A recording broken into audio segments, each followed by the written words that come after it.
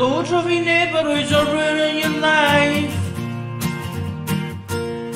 You better start objecting cause you're running out of time. The realization is the right of their minds. Get rid of whole culture mantra.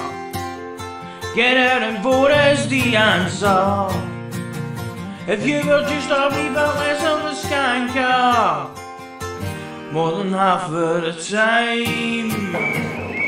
We're standing outside the BBC at Langham Place. Now this is where they broadcast to the nation. In fact, they proudly emblazon the surroundabouts their building itself. But if you look behind me, there's a rather large covering. Now that was a statue that was carved by something like about 80 years ago now. But in recent times it's become something very, very unpleasant.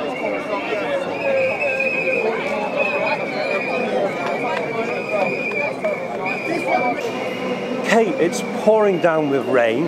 You're not exactly in your teenage years, if I may be so respectful. Why are you here today? Personally, because I have a non-compliant car and I live in the suburbs, and I have a choice between buying a new roof because it leaks or buying a new car. Well, given the weather today, I think leaking roof's more important. Leaking roof is more important. Roof over your head. After 55 years of driving, I will not be able to drive anymore. And in the suburbs, as many people know, there's not the transport is nowhere near as good as it is in central London. Well, certainly the levels of traffic are far less in the suburbs. Yes, far less. So you're being placed and compromised into a position by the Mayor of London in basically have a vehicle or don't have a vehicle, and in your case, you've got other priorities. Exactly. People that work all their lives, I'm not trying to make people feel sorry for me. I've worked all my life from age 15 to age 70 to save up a few pennies for things like a new roof or whatever for my home. But now, cost of living, etc., etc., I can't afford both a new roof and a new car. But that's me personally. I feel more sorry for the thousands and thousands and thousands of people who are going to be affected by this. Nurses doing overnight shifts, double bubble. And they are the people that care for people. Exactly. Not only nurses, but carers. Right. So you do recognise, therefore, that there's going to be a huge change. Huge. And I think this is my own personal feeling, that I think if it goes through, if the government or the powers that be are going to get the shock of their lives, because people will lose their businesses, people will not be able to get to work because they can't afford to buy a new car. They'll all be signing on, or whatever you call it these days, and they'll be drawing benefits. Thousands and thousands and thousands of people will be drawing benefits. In a very difficult and precarious, oppressed position. What sort of message would you like to give to the public nation broadcaster, the BBC, which is where we're standing outside of right now? What sort of message would you like to give to them as a public broadcasting service? Do you feel your voice is getting heard as far as you'd like it to?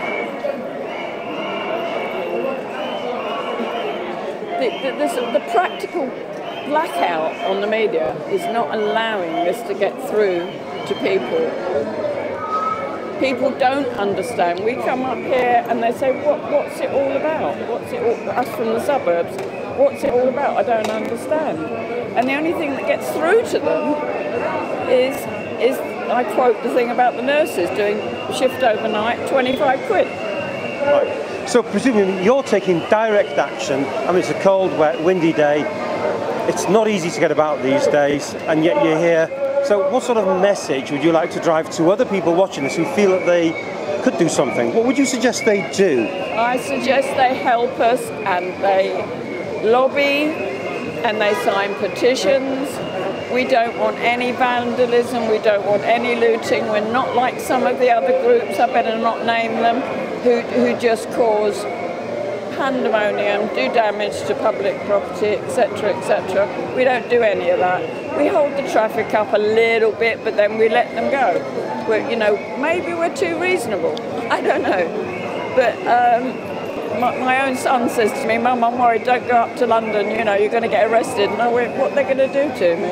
Is it a worthwhile cause if they did stretch the law so much that as innocent a move as just simply saying, "I don't want this, I want to speak out against it," if they arrested you for something as simple as that, would you still stand? Oh, I'd get arrested.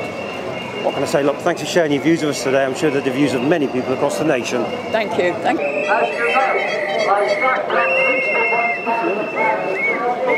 Can someone find out where the clear plastic bags are? What can I say? You appear to have a coffin with you. Now, I know that's got some history. First of all, I'm curious, historically, where did that come from? It came from a protest previously that someone abandoned, and I saw it said democracy on the side of it, and I picked it up. So I've kept hold of it ever since. I've had it for quite a long time. How prescient, abandoned democracy. Is this something like a little bit of what we're getting at the moment? Well, the coffin represents two things. So first of all, it represents consultation that was ignored. So obviously Sadiq Khan had a consultation on ULEZ, totally ignored the findings, and in fact tweaked the findings to suit his narrative. Reduced it from 80% by discounting certain votes, and said, oh, it's now 60% against. But initially he didn't even want to publish it at all. He said, oh, we're not going to publish the results, but we're still going to do the ULEZ expansion. It was leaked to the press, and then he couldn't deny it. So that's what happened with the consultation. But then on democracy would say that he should have put the low emission expansion, ultra low emission expansion in his manifesto, which he failed to do. At the time he was quizzed on it and he said, I have no intention of expanding the ultra low emission zone. But no intention is very different from no. It's something, well, at the time I had no intention. I'm calling him a liar because he absolutely had every intention of doing it. We had the consultation and he'd already bought the cameras before the consultation went out. So he knew what he was doing, and he's in a position now, even now he says, oh, I've got no plan B if he fails the judicial review. That means he's got to make the money from ULEZ regardless. So he's stuck himself in a terrible situation. I think he has to resign if this judicial review says that he's acted illegally. Not just scrap ULEZ, he needs to resign. He's gone too far. And on the democracy thing, the other problem with democracy is we have this first past the post system, which allows a minority to be elected. I think he got elected with 35% of the vote, which, you know, is bonkers. You know, at least if an alternative vote system or proportional representation, it would have been a different situation. Yeah. So one of the other things we've noticed very, very recently, Sir Keir Starmer's been quite vocal and asking him to reconsider such matters, hasn't he? He's trying to sit on the fence with this because he knows that he's really messed up trying not to swear there. So obviously I stood in Uxbridge and South Ruislip as a not just an anti-ULEZ platform. Obviously I've started the organisation Stop the ULEZ, an action against unfair ULEZ, which has now got nearly 46,000 members. But I don't have the blue badge and I don't have a red badge, and people do often go pick red or blue. So I'm still very pleased that Steve Tuckwell got elected. I spoke to him, he's a very nice bloke and he's very firm on ULEZ. Uxbridge was really a ULEZ referendum, without doubt. As I say, 94% of the vote was to an anti-ULEZ candidate. But yeah, so Sir Keir Starmer's looking at it and realised that he's going to mess up in London. He's doing well in other parts of the country because of the cost of living crisis. And I think that's what he's hoping on, relying on. You know, cost of living crisis is going to help him at the May elections next year. But in London, I think he realises he's screwed up. So he's trying to sit on the fence by saying, oh, well, you know, maybe you should reconsider it. What he should be saying is, Sadiq Khan, you've lied to the public, you're a thief, a legal thief because you're using the law to steal from people. You need to resign and you're dishonest. But he hasn't got the balls to do that, and that's why I think Labour is screwed, really. There is no Labour anymore. It's not for the poor people, it's not for the working class people, it's for the rich elites who've got vested interests. I mean, Sadiq Khan's getting 250 grand a year as the chair of C40 cities. What's all that about? We didn't elect him as the C40 cities chair. He's supposed to be the mayor of London. He's supposed to put Londoners first, not his vested interests and cash in his back pocket. Sorry. No, not at all. I mean, very, very eloquently, full of the facts and figures, and that should be enough to convince most people something is wrong with the policies that Sadiq Khan's been rolling out. Certainly of the fact that he's actually hidden matters, that he's actually purchased the equipment even before they're going to vote. So these are very worrying facts for the public to consider. Oh, absolutely. And it just shows that he's totally dishonest. He doesn't have a care in the world about the people. And the thing is, what's also wrong is, other candidates who've spoken to him, also other members of the GLA have spoken to him in meetings, he shuts them down immediately, won't let them speak. And there's this narrative that if you don't like ULEZ, you're against clean air. Well, it doesn't take a rocket scientist to work out that if you move a car from a city where it's used twice a week for the weekly shop and move it to the countryside, it's going to do more miles. Now I can explain that. If you have a car in a city, your shops are nearby, your schools are nearby, hospitals are nearby, you've got a night bus service, you've got an almost 24-hour underground service in some places, and indeed sometimes you have got a 24-hour underground service. In the countryside, the buses finish at 6 o'clock in the evening, if you're lucky, if you've even got a bus service. The train stations are miles away. And the counter-argument to that is the scrappage scheme. Well, the scrappage scheme is so minimal, it's like a grain of sand in a bucket. It's flawed anyway. So £2 for a car that's worth 10 grand. You're not going to sell your car for £2 to the scrap man. You're going to sell it to someone in the countryside for its true value. And even if you don't, if you're on job seekers allowance, at the very bottom of your the claim for scrappage, it says TfL is not responsible for the loss of benefits by claiming this money. Do you still wish to proceed? So someone on job seekers allowance is going to go, oh no, I don't want to have £2 in my bank account because I'm going to lose my benefits.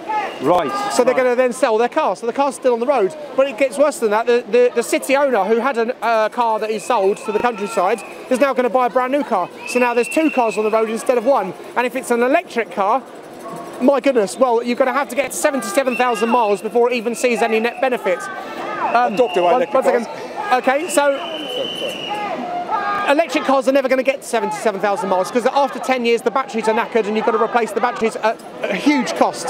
So, and electric cars don't have the range that petrol and diesel cars have, so they're not going to do high mileage. So it's absolute nonsense. It's complete virtue signalling, and people have got to realise that there's, look at the facts. It's not about I'm against clean air. I'm against nonsense and lies, and this is nonsense and lies. We're missing an opportunity here. We could be using biodiesels, we could be using more ethanol-based fuel, so we've already got E10. We had E5 before, so that's 10% ethanol in your petrol. Yeah, hydrogen, of course, yeah, but of course, if they're trying to scrap internal combustion engines, the research isn't going to be done. They're using internal combustion engines to develop what's coming next, and that's fine. But if you're saying after 2030, well, you can't have an internal combustion engine, you've got to be electric. The researchers are going to go, well, we're not going to spend our money on it. So, and that's the future. Yeah, unless they get rid of the 2030 internal combustion engines scrappage, they develop biofuels such as ethanol and rapeseed oil. I mean, a diesel engine can run on rapeseed oil. That's vegetable oil to you and I. But if you haven't got a diesel engine, you can't do that. I've run my vehicles on vegetable oil. It's fantastic. It's cheap and it's environmentally friendly. But you can only do it on non-compliant cars, unfortunately, because of the technology. That's well, in the inventor of the diesel engine, Rudolf Diesel, actually did intend it that way in the first place, didn't Absolutely, yeah. And the thing is, it's only minor tweaks that need to be done to an engine for it to run on vegetable oil. And the thing is, we're missing an opportunity in economic sense as well, because farmers are getting paid an absolute pittance for dairy milk and dairy. They could be growing rapeseed oil. Now, rapeseed oil is very profitable, and we've got the right climate to grow rapeseed oil. Spain's got the right climate to grow oranges. We've got the right climate to grow rapeseed oil. And instead of doing dairy, for example, which is not very profitable, and people are saying that it's causing a lot of methane problems, let the farmers, but they're only going to sell rapeseed oil if people are going to buy it. We could produce huge quantities of rapeseed oil and biodiesel for the rest of the world, but we're missing the opportunity because we're so incensed on getting these electric cars. Well, we're going to say missed opportunities that are there clearly for the taking. Is it political? It certainly is. Thanks for joining us. 100%, thank you. Yeah, we've got a collection of monsters here. We've got yeah, we've got our good old friend Gary Clitter. You need Travis, so can we get him? Yeah, do you know what it is yet? He clearly did. You were a candidate at the recent Uxbridge by-election. First of all, how did that go in general? Well, we got the result we needed. Unfortunately, the result we needed ended up with the Tory council, but that was what we needed. So you got a bit of a change? Well, no, we had Tory anyway, but we had to make sure that Labour didn't get in because we were trying to send a message to the Labour Party that they're going to potentially lose to London boroughs if they don't drop ULEZ or if they don't, completely change it. So that was the whole point. I stood, Kingsley stood as well. I stood because I'm from Uxbridge. Corbyn stood as well, Piers Corbyn, and the Labour Party lost. But they got a 6,500 swing from last time. They lost by 495 votes. Wow. That's how close it was. So you hurt them? My votes and Kingsley's votes and Piers Corbyn's votes summed to 495 on the nose. Wow. So I'm telling you, we made a difference. So politics does make a difference if you get in the local level. You've got to get the right. Well, look, I'm a local guy. It's not just ULEZ is what got me activated, but there's other things on my manifesto. But you know, I was never going to win it. I understand that. I only campaigned for 3 weeks, and I got myself 186 votes. That's not too bad. Which isn't too bad. Obviously, Kingsley's got a nice following, and he got himself 208 votes, and then Piers Corbyn got 101. So that's summed to 495. Have you got a bit of a taste now for the political side that you can make a little bit of a change? Well, do you know what? I'm enjoying myself. I've enjoyed it. It's been a good 2 weeks. A good 3 weeks. It's very wet here, but I think everyone's enjoying themselves because they know that they're probably making a difference here. Well, I went into Uxbridge the morning after the election with my wife. We were just sitting at the coffee shop. There was some media there. BBC were there. I introduced myself, spoke to him. I said, do you want a few words? And he said no. I said, well, even though it's all over now, all over the BBC, all over ITV, about ULEZ being the main reason why Labour lost that seat, and yet he still wouldn't take my words. So you've heard day out, you've got it from the horse's mouth. The BBC didn't want to know anything about the reasons as to why that election went the way that it actually did. I don't want to be recorded. Look, this is brilliant. Look, no ULEZ Leo here with the BBC London presenter, still, after the result last night, still refusing to record me and take an independent anti-ULEZ sentiment. Still refusing, still being quashed. This is marvellous. This is democracy at its best, isn't it? Well done, BBC. No ULEZ Leo.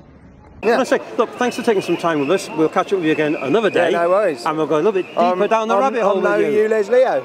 There That's you go. me. No ULEZ Leo.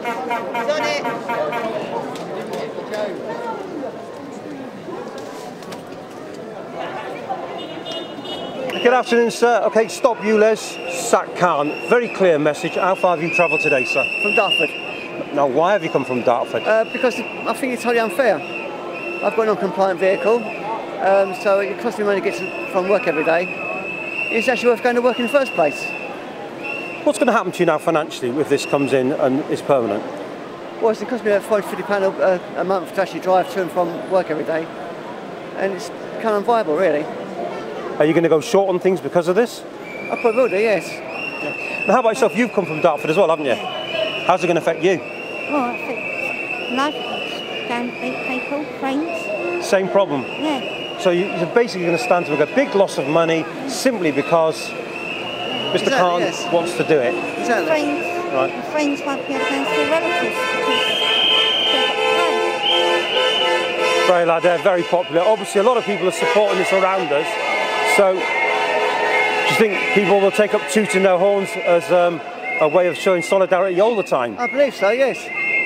Definitely. Yeah. Are you going to be attending more marches like this? I mean, it's pouring down today, and it's incredible to see people coming out in this kind of weather, in these numbers. We've been quite a few marches so far. This is about 8th or 9th March so far. And we keep on going until we either win or Khan resigns, whichever happens. So you're looking forward to Khan giving in the notice? I'd like to. I mean, let's be honest, what's he done for London? Crime rate's gone up, he's closed down police stations, he's done actually nothing for London really, other than create problems. So your message to Mr. Khan, if you can give him a direct message, as politely as you possibly can, or however you feel. I think he should resign. I mean, look at the police force, it's destroyed the police force. When they listened to Chris Dick resigning, I just thought the battery should stop at the top. He's right at the top, therefore he should resign. He's in charge, therefore he should take the full responsibility. Yeah, it's what they've done before. They've stood down, so you're hoping that he'll stand down. What can I say? Thank you very much. Thank you. Terrible weather, but a very good cause, I'm absolutely certain. Thank you.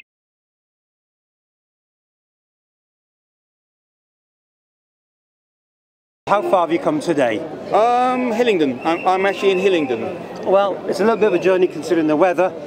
How many of these protests have you been to? All of them. All of them, every single one of them. Now, yeah, what's motivating you? Well, actually, I drive an electric car, so I don't have to worry about it. But I just hate the way the politicians use the green issue to just earn money. That's what this is. ULEZ. So it's all about the money? It is, yes. But ULEZ is clear cut, you know, and it's a ridiculous amount of money to pay. And usually taxes are levied towards people who are rich, but this one is people who are less well off. A bit like a poll tax? Wouldn't even go, poll tax was never £4.5 grand a year. Well, yes, I mean, in principle, I mean, it affected everybody. I mean, I think even if you don't own a vehicle, that this ULEZ will affect you, because if you indirectly it will, yes. Of course, yes. I mean, you can have your gardener coming with a van, you know, we can have someone who works as a builder.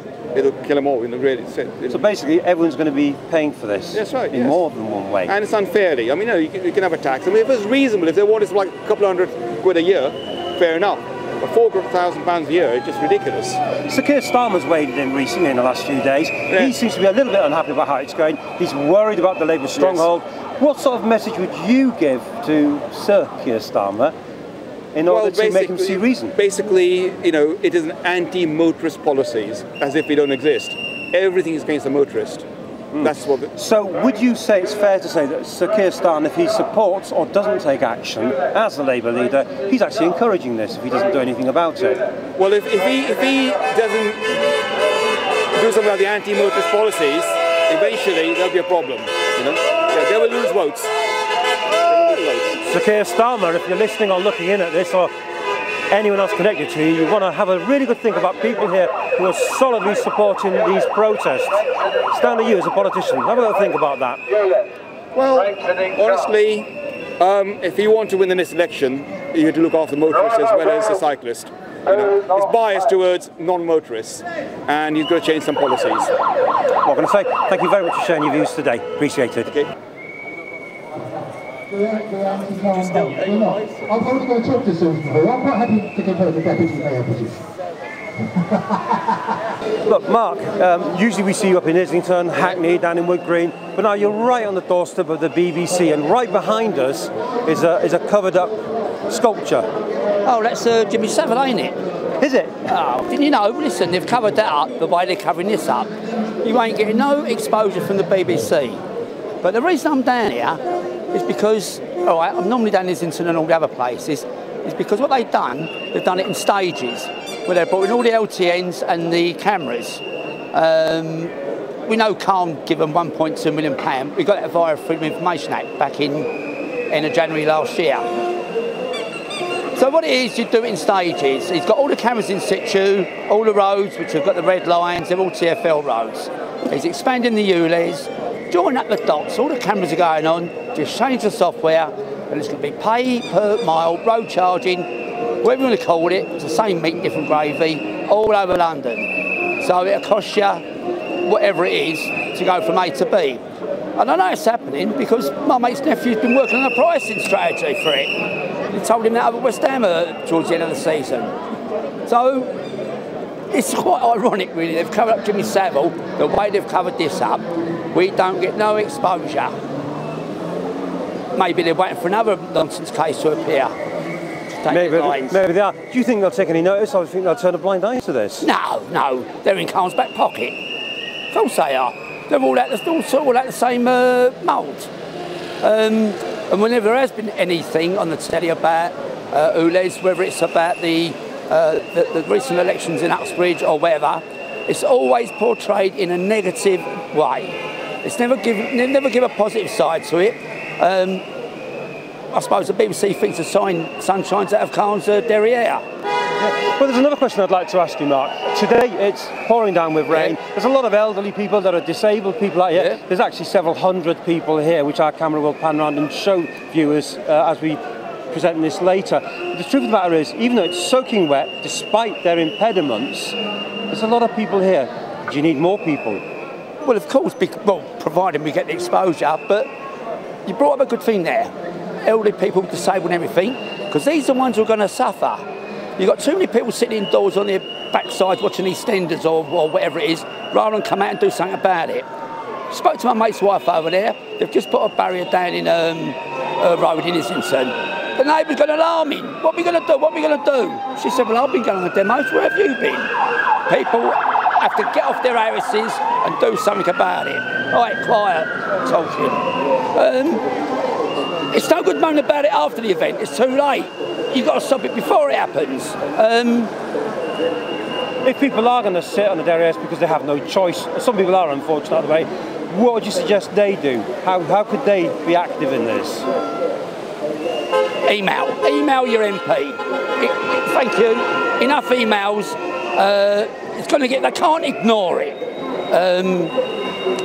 Listen, freedom of information, when you get on the council's back, they hate that because they have to tell you the truth, which is how we found out about the 1.2 million Khan give Islington. And also how we found out about Khan financing the Stoke Newington Church Street closure, which when I was at one of these talk things back in November in Hawkey Hill in Woodford, I presented all this evidence to him, and the first words out of his mouth was, well, all this is funded by the government. He lied in front of about 300 people. So this is a bit of a hobby then of his, is it? He lies?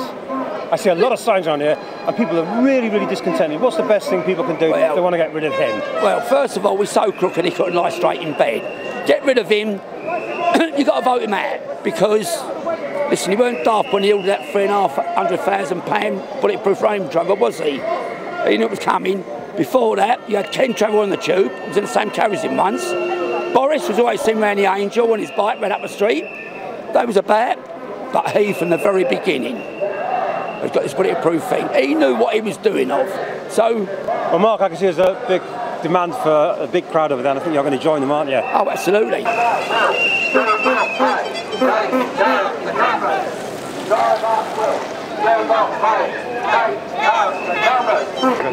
Piers, what can I say?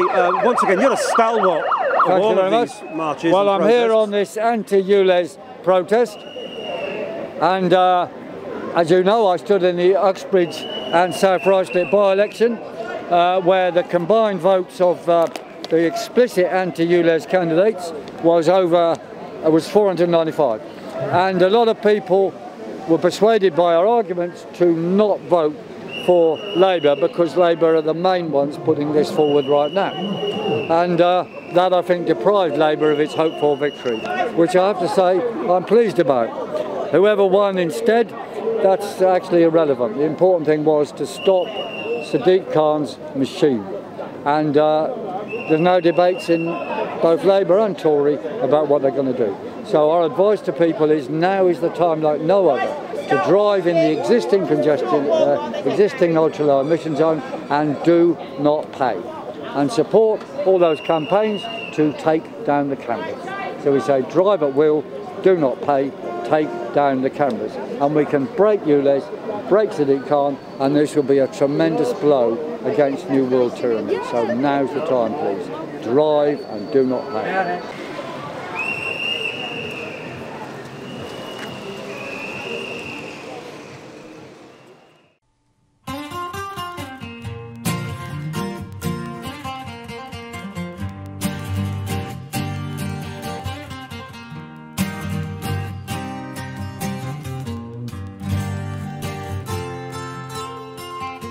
Loads of your neighbourhoods are ruining your life. You better start objecting cause you're running out of time. The realisation there's the right of their minds. Get rid of whole culture mantra. Get out and vote as the answer. If you were just a wee bit less of a skanker, more than half of the time.